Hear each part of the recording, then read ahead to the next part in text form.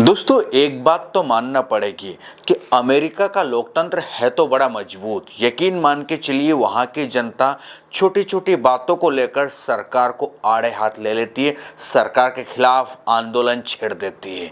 इसीलिए अमेरिका का लोकतंत्र बड़ा ताकतवर बताया जाता है। वहाँ की पब्लिक को बड़े ही सेंसिटिव या कह सकते हैं कि बड़ी होनहार माना जाता है। खैर, अमेरिका में हजारों लोग सड़कों पर उतर आए हैं, व्हाइट हाउस को घेर लिया है और सभी जो 50 राज्य है वहाँ पर उनमें प्रदर्शन हो रहे हैं और प्रदर्शन भी लपक कर हो रहे हैं, हम ये मान सकते हैं। उनके पोस्टर पर लिखा है, जो प्रदर्शन कर रहे हैं उनके, कि ट्रम्प को अल सल्वाडोर जेल भेजे। अब ये अल सल्वाडोर जेल बड़ी खतरनाक मानी जाती है, दुनिया की सबसे बेकार जेलों में से एक जेल इसको कहा जाता है, क्योंकि यहाँ पर मानवाधिकार वाले कई बार कहते रहते हैं कि यहाँ तो कह सकते हैं कि इंसान की आधी मौत मान के चलिए आप। खैर, आखिरकार क्या है इस प्रदर्शन का कारण, क्यों लोग इतने गुस्से में हैं और इसका वैश्विक प्रभाव क्या हो सकता है, हम आपको तथ्यों के साथ पूरी कहानी इस वीडियो में बताने वाले हैं। लेकिन उसके पहले एक छोटी सी आपसे गुजारिश भी कर लेते हैं कि हम एक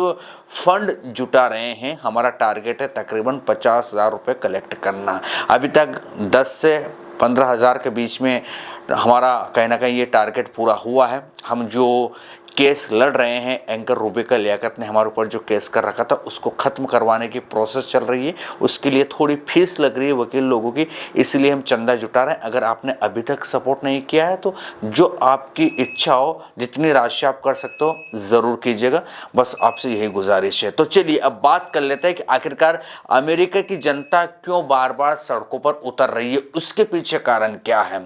तो 19 अप्रैल 2025 को अमेरिका में एक बड़ा आंदोलन शुरू हुआ। द न्यूयॉर्क टाइम्स के अनुसार पूरे देश में 700 से ज्यादा प्रदर्शन आयोजित किए गए, जिनमें से लाखों लोग कहीं ना कहीं तख्तियां लेकर घरों से निकले और इस प्रदर्शन में शामिल हो गए। ये प्रदर्शन व्हाइट हाउस के बाहर से लेकर फ्लोरिडा, कैलिफोर्निया और टेक्सास तक फैले। सीएनएन की रिपोर्ट के मुताबिक 1400 से ज्यादा रैलियां हुई।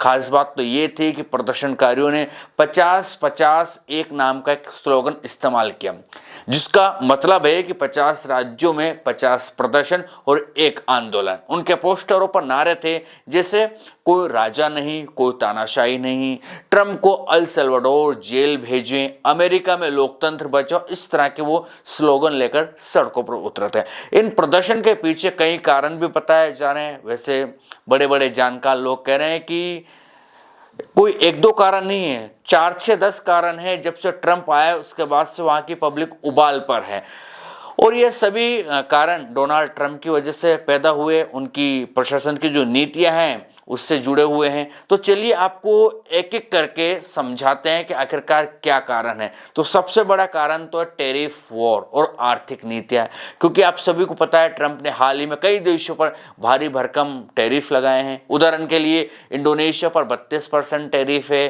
की घोषणा की गई है और चाइना पर 245% तक पहुंच गया है। ट्रम्प का कहना है कि इससे अमेरिका को व्यापार में फायदा होगा और इनकम टैक्स कम हो सकता है। लेकिन प्रदर्शनकारी मानते हैं कि इन टैरिफ से महंगाई बढ़ रही है और आम अमेरिकियों का जीवन मुश्किल हो रहा है और यकीनन हो रहा है। सामान महंगे हुए हैं, लोगों की स्थितियां खराब होती जा रही है। उसके बाद एक और कारण बताया जाता है इमिग्रेशन नीतियां। ट्रम्प की इमिग्रेशन नीतियां पॉलिसी सबसे ज्यादा विवादास्पद रही है। उन्होंने अवैध अप्रवासियों को स्वनिर्वासन के लिए प्रोत्साहित किया, जिसमें पैसे और विमान टिकट देने की बात कही, लेकिन साथ ही उन्होंने धमकी दी कि जो लोग स्वेच्छा से नहीं जाएंगे उन्हें जेल भेजा जाएगा। और जेल भी कौन सी? El Salvador. खैर, कई सारे लोगों को वहां पहुंचाया भी है, ऐसी जानकारी निकल कर सामने आती है।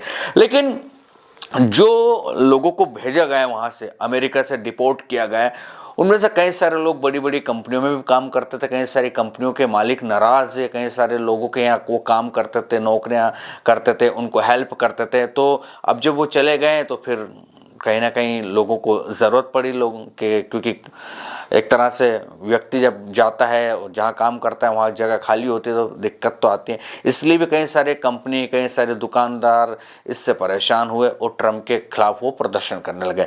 मार्च 2025 में ट्रम्प प्रशासन ने सैकड़ों अप्रवासियों को अल सल्वाडोर और होंडुरास भेज दिया। भले ही एक संघीय जज ने इस पर रोक लगाने का आदेश दिया था, अल सल्वाडोर के राष्ट्रपति नायाब बुकेले, जो ट्रंप के करीबी हैं, ने इस पर तंज कसते हुए एक्स पर लिखा था, ओप्स, बहुत देर हो गई।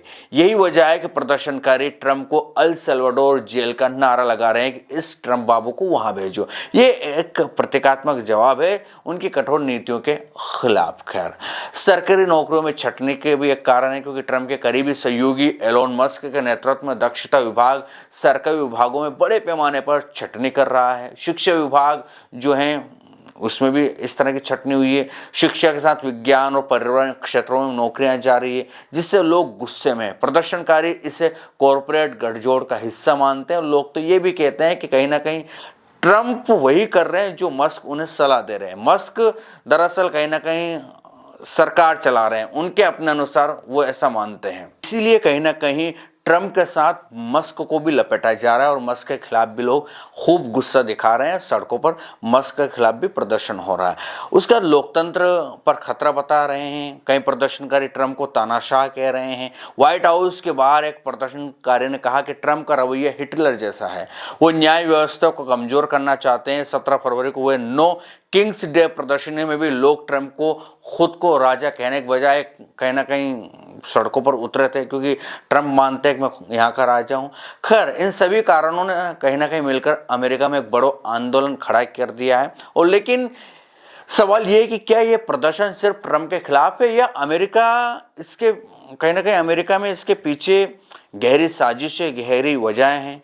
ये प्रदर्शन सिर्फ व्हाइट हाउस तक सीमित नहीं थे।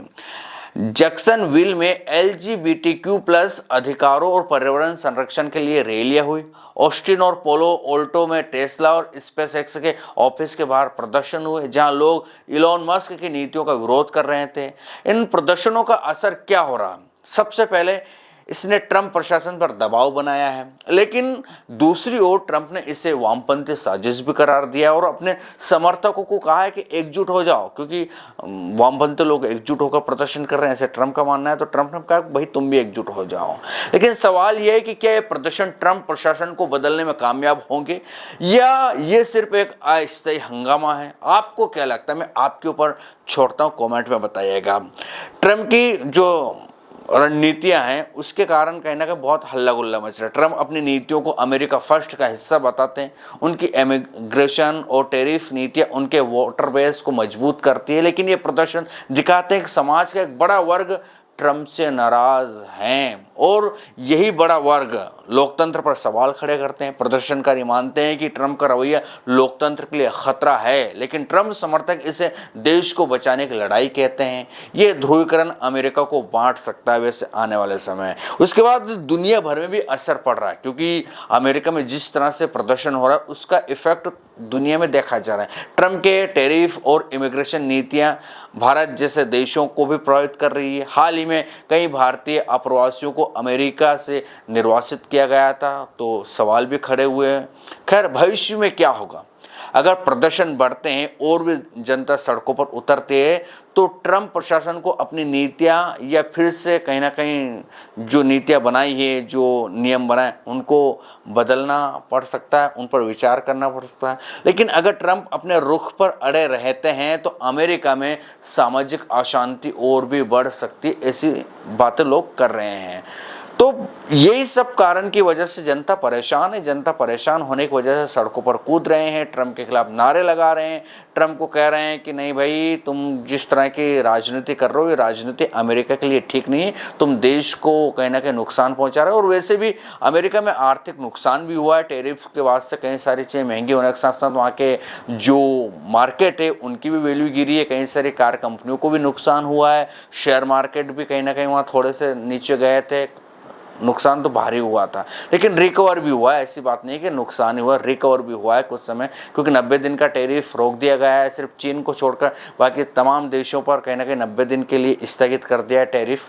बाकी चीन पर अभी भी लगाया जा रहा है, लेकिन चीन ने ट्रंप को पटकनी दे दी है। सीधी सी बात है, ट्रंप से बातचीत करने के लिए अमेरिका तैयार हो गया है, टेबल ठोक रहा है कि आ जाओ भाई शी जिनपिंग साहब, आओ हम बात करते हैं, हम अच्छा सौदा करने वाले हैं। ऐसी बातें हो रही है। तो ये सब चीज़ें हैं। अमेरिका में ट्रंप के खिलाफ हुए ऐतिहासिक प्रदर्शन की पूरी कहानी मैंने आपको समझा दी। आपको क्या लगता है, क्या ये प्रदर्शन अमेरिका की राजनीति को बदल देंगे या ट्रंप अपनी नीतियों को और सख्त करेंगे? क्या हो सकता है, क्योंकि ट्रंप ऐसे दिखाई दे रहे हैं कि वो आराम से हार मानने वाले नहीं है। वो जनता समझते भी नहीं, सही बात तो है। कोई कितने चिल्ला पों कर रहा है, कोई कुछ भी कर रहा है, उनको ज़्यादा फर्क नहीं पड़ता। वो तो एक ही बात करते हैं, ये साजिश है मेरे खिलाफ। वो कहते हैं ये वामपंथियों की साजिश, ये मेरे विरोधी लोग हैं जो सड़कों पर उतर रहे हैं। मेरा सपोर्टर लोग तो अमेरिका को महान बनाने पर तुले हुए हैं। लेकिन हाँ, ट्रंप जो कर रहे हैं ये कहीं ना कहीं अपने पैर पर कुल्हाड़ी मारने वाला काम कर रहे हैं। ये भले ही उनको लग रहा है, अमेरिका को लग रहा है, अमेरिका जो उनके समर्थक है उनको लग रहा है कि नहीं, अमेरिका को महान बनाने के लिए, ग्रेट बनाने के लिए तमाम हथकंडे कहीं ना कहीं जो अपना रहे हैं ट्रंप वो बेहतर है, और उनको सुसंपट जो पड़ रही है वो कर रहे हैं, अच्छे कर रहे हैं। जैसे कि हमारे देश में कहा जाता है कि वो करेंगे वो अच्छे करेंगे। खैर, आपको क्या लगता है इसमें, कमेंट में बताइएगा। वैसे बैंड बजी हुई है किसकी? टेरिफ बाबू की, यकीन मान के चलिए।